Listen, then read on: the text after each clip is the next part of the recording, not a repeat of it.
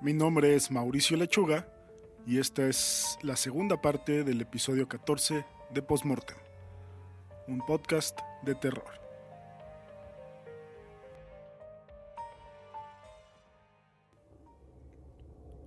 L es deliciada. Primero escuchas las pisadas disparejas. Es así como sabes que está detrás de ti. El talón de su zapato izquierdo está roto. Lo arrastra por el césped con cada paso, un contraste marcado con el cliqueo inmutable de su único tacón intacto. ¡Ayúdame!, susurra. Es un pedido de auxilio urgente y angustiado. Por favor, estoy herida. ¡Ayúdame! No te des la vuelta. Es ahí cuando te atrapa. No corras. Te atraparía de todas formas, pero esta vez hará que duela. O al menos ese es el rumor. Todo pueblo pequeño tiene una leyenda que todos conocen y aseguran que es verdad porque el abuelo del vecino, del primo, del mejor amigo de tu hermana conoció a una persona a quien realmente le sucedió. La de nuestro pueblo era la lisiada, nombrada así por su andar distintivo. Se decía que, hace unas décadas, había sido una maestra de escuela primaria, joven, hermosa y la víctima de un asesinato terrible.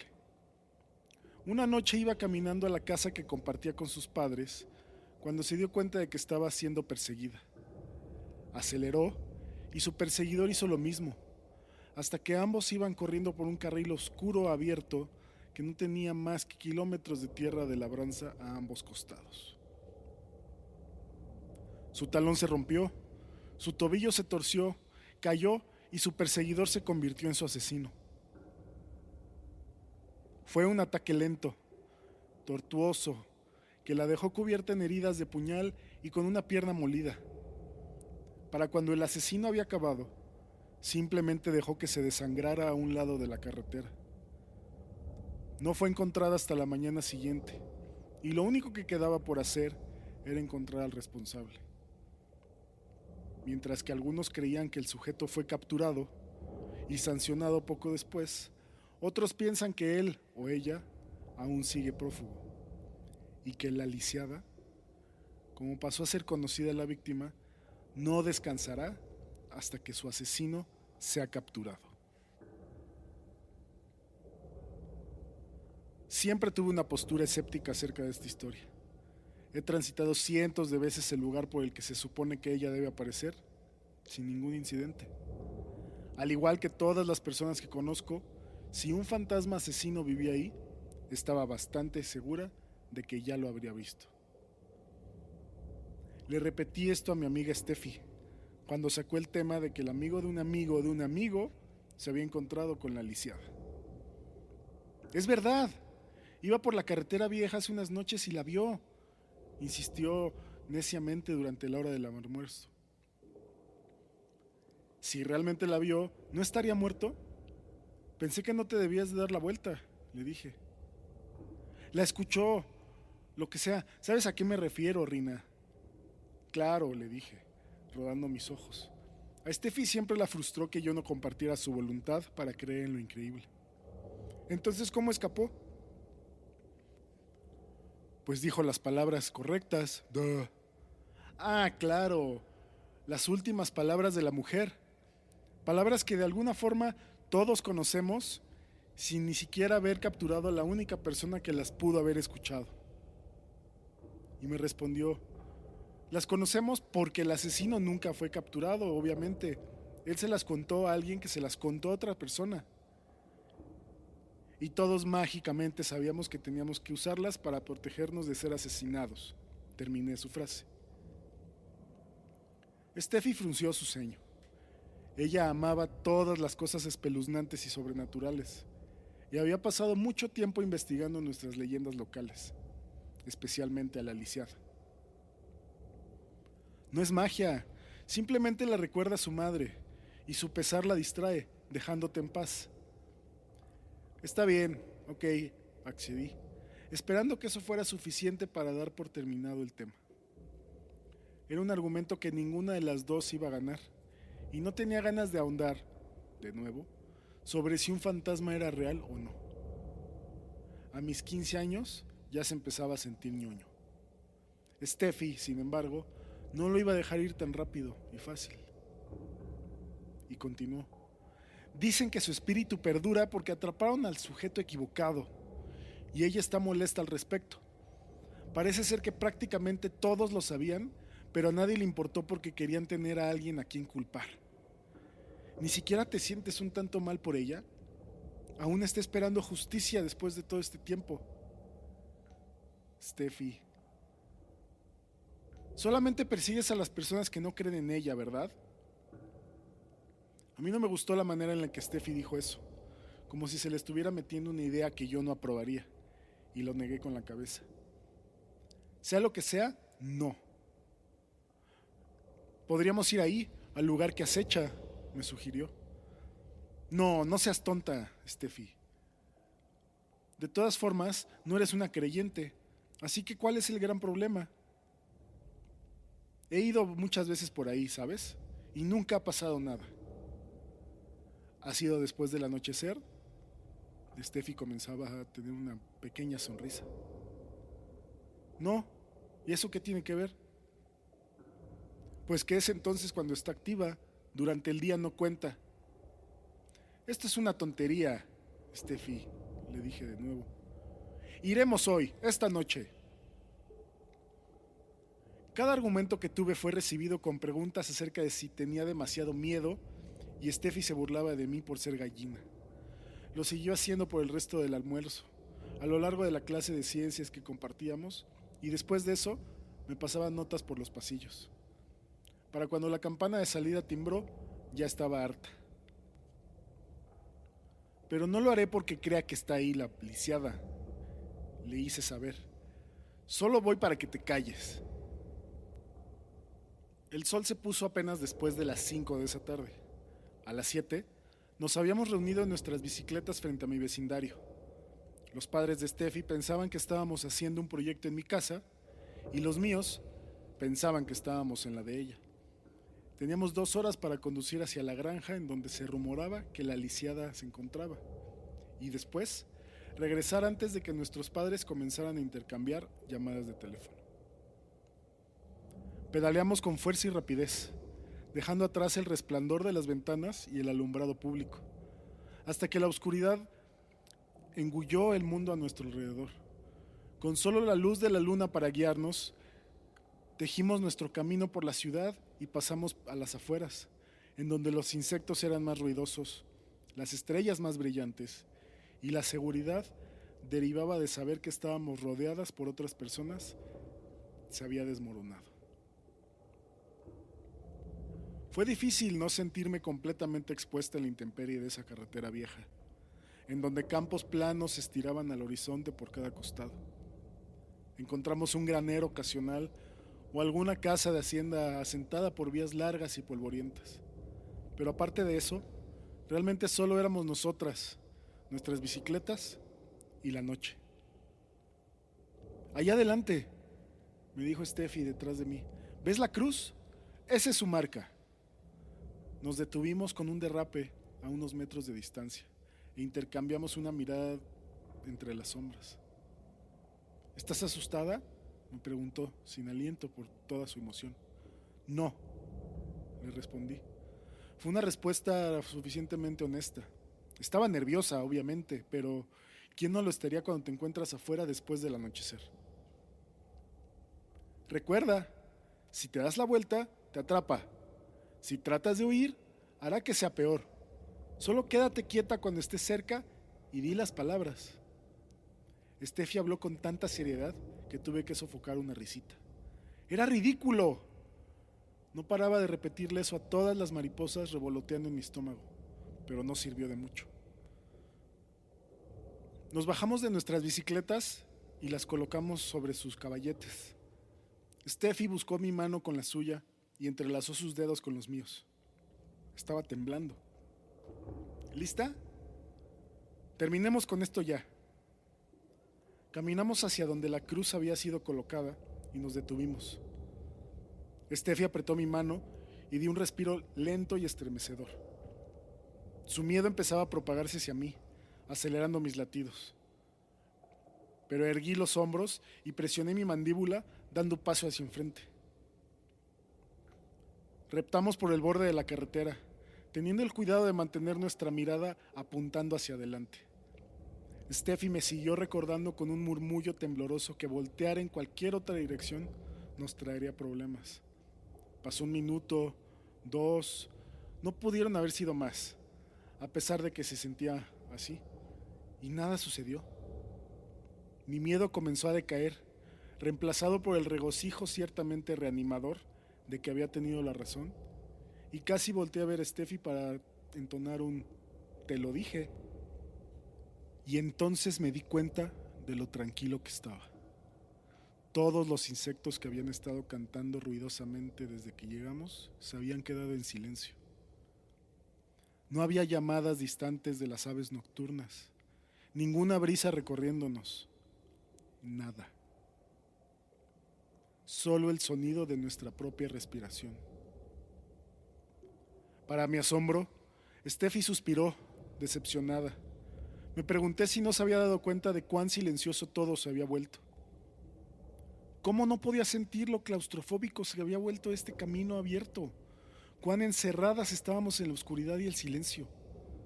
Quise mencionarlo, pero la pregunta fue como un nudo en mi garganta que no pude desenrollar. Detrás de nosotras, el pasto se entremeció, seguido por el crujido de grava bajo pisadas, como si alguien se estuviera abriendo camino lentamente por el campo hacia la carretera. Cada vello en mi cuerpo se enchinó a un mismo tiempo. ¿Rina? No había notado que mi agarre en la mano de Steffi se había apretado tanto. Podía sentir su mirada sobre mí, pero no me atreví a verla. Desde algún punto por encima de mi hombro, una mujer empezó a gimotear suavemente. ¡Ayúdame! ¿Rina? Repitió Steffi. Ya viene, logré murmurar. En vez de estar asustada, Steffi resopló. Muy chistosa. Lo capto, ¿ok? La lisiada es un invento. Ahora estoy convencida. No hace falta que me lo restriegues en la cara. El sonido inconfundible de alguien aproximándose a nosotras, lentamente, dolorosamente, protestaba con cada paso. Por favor, suplicaba.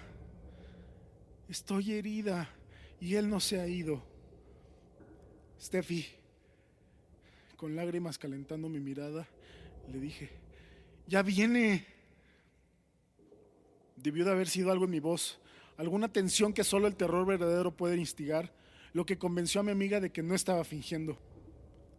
Agarró mi antebrazo con su otra mano y lo apretó hasta que sus uñas se estaban enterrando en mi piel.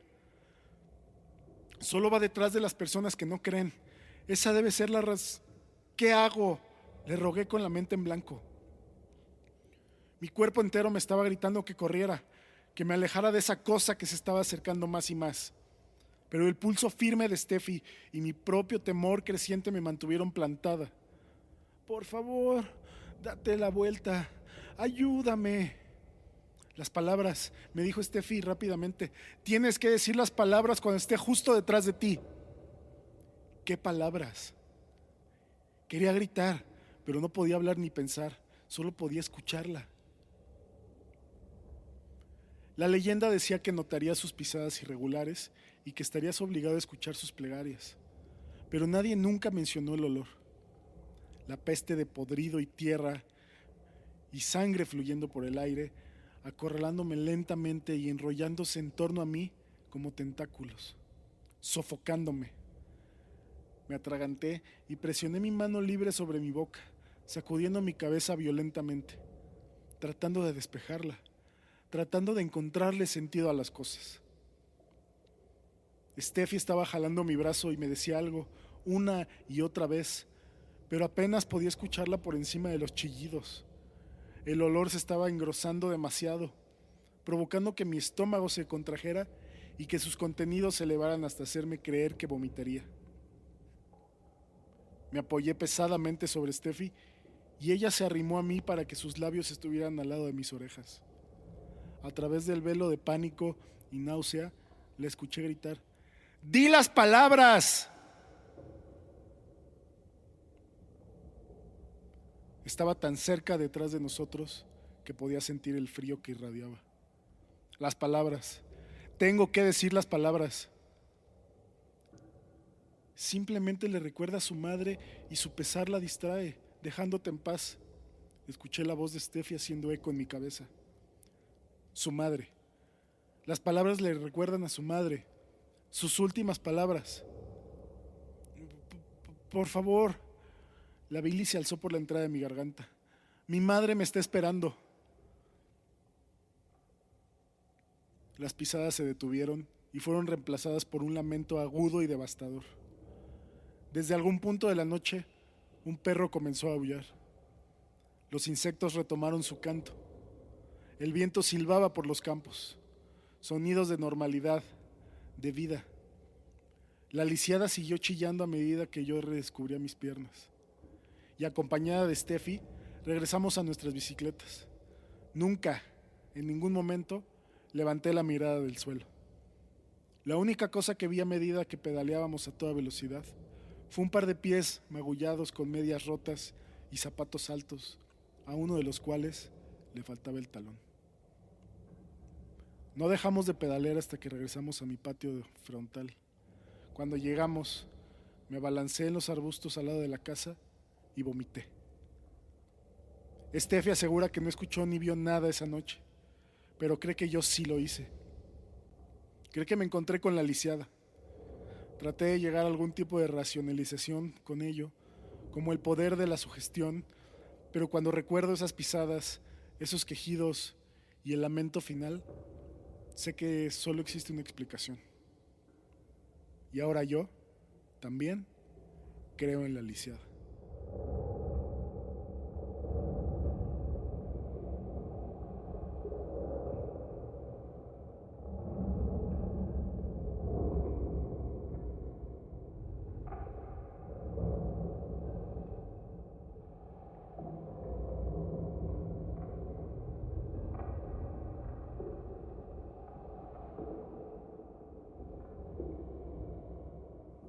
Y es de ideación. Han pasado 3 meses desde que la lápida cayó en la tierra. Tuve la idea de monitorear el objeto conforme se aproximaba a la superficie de nuestro planeta. Incluso desde la distancia, era intrigante. Caía en picada hacia la atmósfera con un ángulo de inclinación increíblemente agudo, pero sin evidenciar ningún cambio externo de masa. Incluso, nuestros instrumentos más básicos nos decían que esto era algo diferente, algo más que un trozo convencional de desechos espaciales. También fue mi idea inspeccionar el sitio de impacto, un cráter incandescente con alrededor de 300 metros de diámetro, sepultado en la profundidad del desierto Mojave. Después de un vuelo corto, seguido de unas cuantas horas en vehículo, descubrimos que éramos uno de los primeros equipos de investigación que llegaron a la escena. Y ciertamente fuimos el único dispuesto a descender por el cráter para examinar el meteorito desde cerca. El aire aún estaba espeso por el polvo a medida que nos abrimos paso por la pendiente empinada y hacia la roca veteada de color azul que se encontraba al fondo. Descubrimos que era un objeto extraordinario, horrorosamente duradero y aparentemente ileso ante el impacto, el cual había destrozado la tierra a su alrededor. La roca era la mitad de una esfera gigante. Su borde redondo tenía una textura rugosa y picada, equiparada por alguien de nuestro equipo con la escoria volcánica fresca. En cambio, la superficie plana era imposiblemente lisa. Una lápida nivelada y brillante de un tono azul ultramarino. Su superficie perfecta solo era estropeada por un conjunto de marcas intricadas. Bastó un simple vistazo para que supiéramos qué era lo que estábamos viendo, pero necesitamos mucho más que eso para que nuestras mentes lo comprendieran. Los cortes en el rostro de la roca eran demasiado sofisticados como para haber sido causados por la erosión o los impactos aleatorios contra otros desechos espaciales. Su estructura, su complejidad y la instancia ocasional de repetición simbólica se sumaron para proponer una causa mucho más significativa. La primera evidencia de algo por lo que habíamos estado explorando el universo desde tiempos inmemoriales: intención e inteligencia. El mundo se nos avecinó durante las siguientes semanas. Reporteros, turistas, aficionados, teóricos de la conspiración. El gobierno estableció un perímetro y le tiraban un acuerdo de confidencialidad empastado a todos los que estuvieran a 1,5 kilómetros del sitio de impacto. La única razón por la cual nosotros nunca recibimos nuestras órdenes de desalojo fue debido a la pericia que demostramos desde un comienzo, antes de que el resto de los científicos pertinentes se presentaran. Mi idea más grande fue la propuesta que llevé ante el equipo unos días más tarde, en cuanto a lo que podían representar esas marcas crípticas. Noté que algunos de los garabatos, localizados en la parte izquierda inferior del rostro de la roca, estaban acompañados por una serie de puntos secuenciales, con cada grupo incrementándose de uno en uno. Mi equipo teorizó que estos puntos, y por ende los símbolos adyacentes, constituían números. Desde ahí, la teoría maduró rápidamente. Apenas 5 días más tarde, después de que la lápida extraña azotó la Tierra, la comunidad científica se dio cuenta de qué era lo que estábamos viendo. Una piedra de Roseta intergaláctica, la cual traducía un lenguaje alienígena al dialecto universal de la lógica y las matemáticas. Entonces la tarea de encontrar el significado de los grabados evolucionó en un esfuerzo global. El resto de los garabatos mantenían una progresión lógica, partiendo desde los cálculos más simples hasta descontrolarse en un léxico dinámico que nos esforzamos meticulosamente por comprender. El lenguaje era eficiente, pero descriptivo, combinando declaraciones cualitativas y cuantitativas de una manera en la que ninguna lengua humana sería capaz de hacerlo. Alrededor de un mes después de nuestro descubrimiento, finalmente comprendimos lo que la lápida estaba tratando de decir. Nos contaba una historia. La historia de una especie enterrada en los confines del pasado, en la profundidad acentuada de los reinos más distantes del cosmos. Una criatura sin forma, enclavada dentro de las tormentas eléctricas vastas de una nébula inverosímil. La lápida resumía cómo cada descarga eléctrica, cómo cada interacción entre cada partícula dentro del titán gaseoso tenía una función semejante a la sinapsis y los neurotransmisores de una mente grandiosa. Un ecosistema de ideación, suspendido en la negrura amplia del espacio. La especie que evolucionó en este ambiente complejo no habitaba el mundo físico tal como nosotros lo percibimos. Existía como una abstracción de sí misma, como un concepto de su propio ser. En un sentido menos exacto, pero mucho más directo, eran organismos de ideas conscientes. Fue una científica paranoica quien sugirió que la criatura podría propagarse a sí misma de la misma forma que otras ideas, a través de la traducción y la comprensión. Para cuando nos dimos cuenta de que tenía razón, del truco cual fuimos víctimas, ya era muy tarde. Unas cuantas semanas luego de este descubrimiento inquietante, los síntomas de la ideación comenzaron a surtir efecto.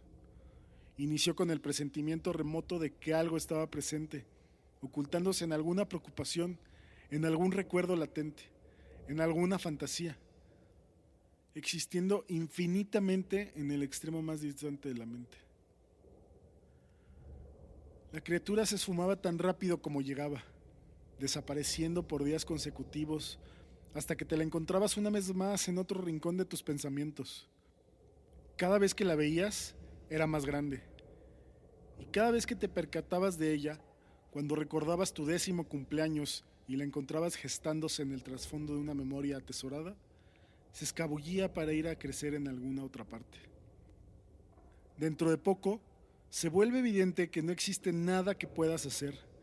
Ninguna noción dañina la lastimará, ningún pensamiento de fuego calcinará la influencia que ha plantado en tu mente.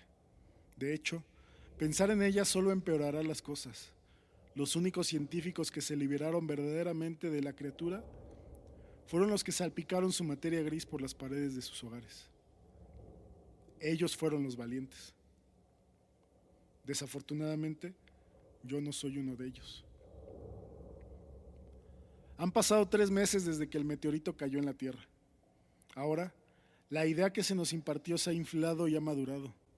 No puedo evocar ningún pensamiento sin que una parte de la criatura merodee la escena. Su presencia misma derrama un dominio sutil hasta que ya no puedo desenredar su voluntad de la mía. Hasta que ya no puedo detectar en dónde terminan mis pensamientos y en dónde comienzan los suyos. La criatura no es mala, no tiene ningún fin malévolo. Simplemente desea lo que todo organismo viviente busca: la supervivencia por medio de la propagación. Ya no sé qué ideas son mías. De hecho, no estoy seguro de por qué escribí esta historia.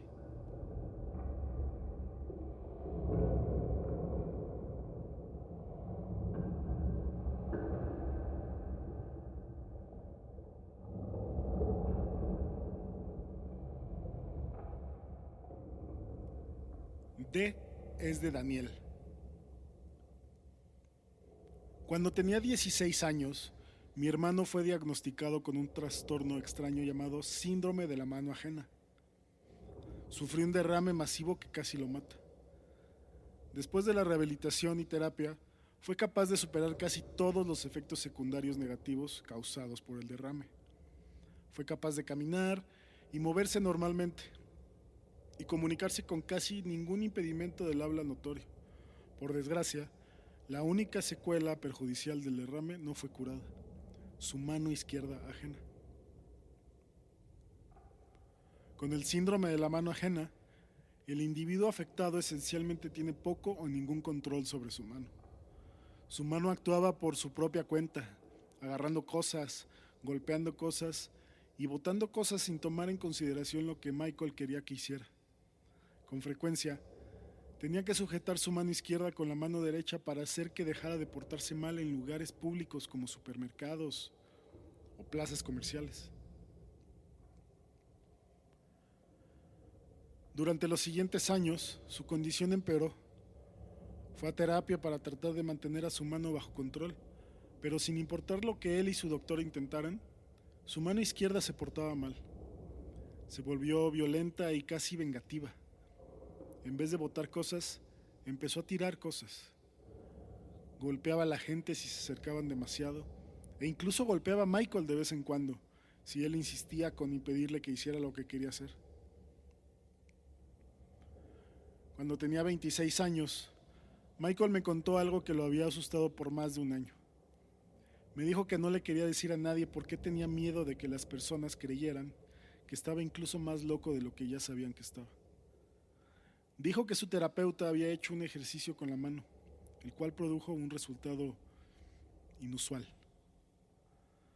Su terapeuta puso un lápiz en su mano derecha y le dijo a Michael que escribiera su nombre, y lo hizo. Luego, su terapeuta le pasó el lápiz a su mano izquierda junto con el mismo pedazo de papel y le pidió que escribiera su nombre. Michael observó con horror cómo la mano empezó a trazar cuidadosamente las letras de otro nombre. Cuando la mano había terminado, bajó el lápiz y le deslizó el papel al terapeuta. Él quiso hacerle preguntas a la mano de Michael, pero este se rehusó. Al ver que la mano escribió un nombre distinto, realmente lo perturbó. Dijo que siempre se había preguntado si quizás la mano en realidad no era suya, o que al menos no estuviera bajo su control, consciente o inconsciente. Y ese acontecimiento solidificó su miedo. Dijo que genuinamente creía que la mano no era suya en lo absoluto. Mientras me contaba la historia de Daniel, su mano izquierda forcejeaba contra el agarre de nudillos blancos de la derecha. Se arañaba su propia palma y jaloneaba su mano derecha. Y ver cómo sucedía eso mientras Michael concentraba su atención en su relato me hizo creer que quizá no estaba tan loco como pensaba. Quizá estaba en lo cierto.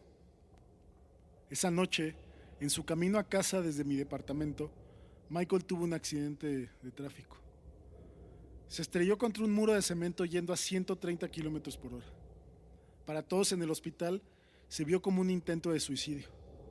Sobrevivió, pero tuvo que ser transportado en helicóptero al hospital de la Universidad de Utah para poder ser tratado. Estuvo en una cirugía de 18 horas y salió de ella con una mano. Se despertó 3 días después en una habitación llena de amigos y familiares. Me senté en su cama, habiendo discutido con mi familia y decidido que yo era el más indicado para darle la noticia. Levantó su mano derecha y la sostuvo contra la luz, empezando a llorar. Una sonrisa amplia recorrió su rostro y supe qué era lo que estaba pensando. Por fin era libre. Esa fue la última vez que vería sonreír a mi hermano. Al día siguiente, cuando fui a visitarlo, me dijo que su mano no se había ido, que aún podía sentirla. Le picaba y le dolía y podía sentir las cosas que tocaba. Su doctor le dijo que no era demasiado infrecuente para los pacientes de amputaciones que experimentaran eso. Se llamaba el síndrome de la mano fantasma. Entonces me dijo algo que nunca volví a pronunciar hasta casi un año después del accidente. Me dijo que no trató de suicidarse, que fue Daniel. No condujo hacia el muro. Daniel le pegó un puñetazo en la cara y tomó el volante. 3 días más tarde, Michael fue hallado muerto en su cama de hospital. En un comienzo, se asumió que fue suicidio, pero el médico forense descubrió un patrón de moretones en su cuello que marcaba la forma de una mano izquierda. Se lanzó una investigación de homicidio, pero nadie fue arrestado. La única pista de la que pudo partir fue la impresión de una palma en el cuello de Michael. Nunca he contado esta historia, pero hoy es el 3er aniversario del fallecimiento de Michael. Creo que le habría gustado que el mundo compartiera su certeza.